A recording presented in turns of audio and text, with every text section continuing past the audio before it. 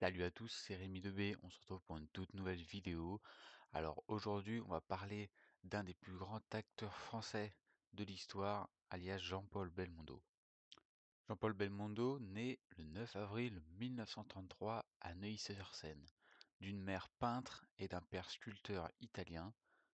Durant sa jeunesse, Jean-Paul Belmondo se mettra au sport, notamment la boxe, où ce sera un sport qu'il pratiquera pendant des années et il fera même un film euh, un peu en référence à ce sport-là. Durant son enfance aussi, ses parents le mettront dans des écoles prestigieuses, mais Belmondo sera un peu indiscipliné et sera impliqué dans quelques petites bagarres, comme on connaît bien le personnage.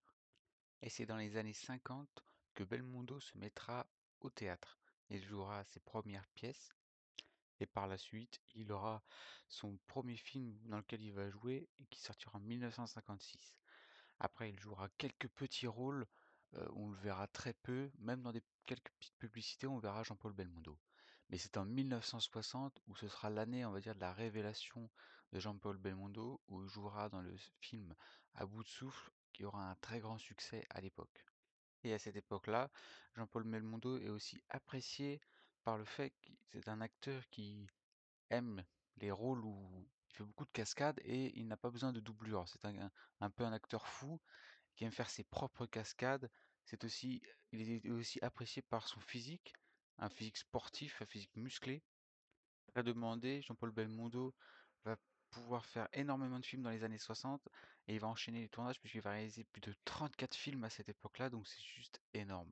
Et Jean-Paul Belmondo devient déjà à cette époque-là une petite vedette, une bonne vedette déjà, et il jouera aussi dans des films étrangers comme de nombreux films italiens. C'est à partir des années 70 jusqu'aux années 1985 à peu près, où on va dire c'est l'apogée de sa carrière. C'est là où il a tous ses plus grands succès, où il peut aussi faire ses films. Il réalisera donc de grands films, des classiques du cinéma français comme Le Professionnel, Le Solitaire, Le Magnifique, Peur sur la ville, ou encore L'Alpagueur. Donc c'est vraiment des très bons films français.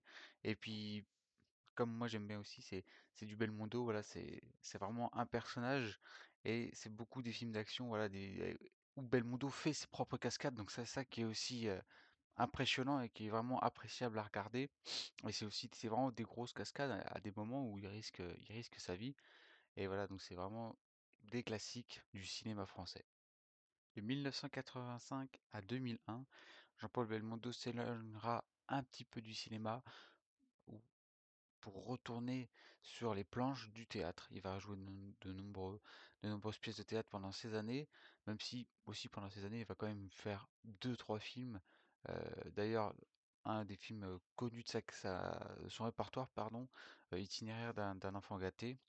Donc voilà, une période un peu plus, on va dire, creuse dans le cinéma, mais un peu plus mise en avant dans le théâtre, comme il avait commencé dans le théâtre au début de sa carrière. Voilà, pour finir, il est de retour sur le théâtre.